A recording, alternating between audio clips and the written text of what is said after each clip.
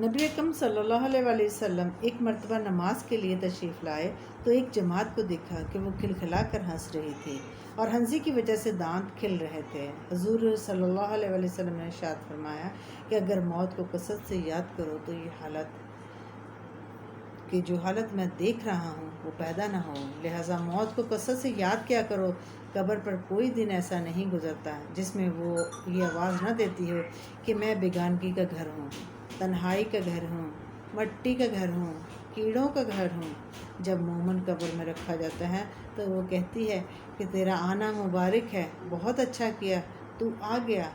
جتنے آدمی زمین پر چلتے تھے تو ان سب میں مجھے زیادہ پسند تھا۔ آج جب تم میرے پاس آیا ہے تو میرے بہترین سلوک کو دیکھے گا۔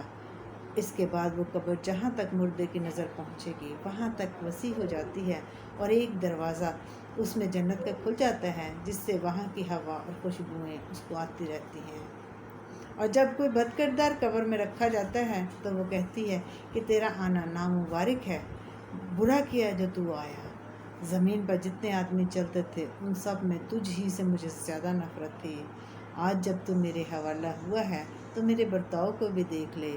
اس کے بعد اس طرح سے اس کو دباتی ہے کہ پسلیاں آپس میں ایک دوسری میں گھس جاتی ہیں اور 70 اژدہے اس پر مسلط ہو جاتے ہیں کہ اگر ایک بھی زمین پر پھنکار مارے تو اس کے اثر سے زمین پر گھاس تک باقی نہ رہے، وہ اس کو قیامت تک ڈستے رہتے ہیں۔ اس کے بعد حضور صلی اللہ علیہ وسلم نے ارشاد فرمایا کہ قبر یا تو جنت کا ایک باغ ہے یا جہنم کا ایک گھڑا۔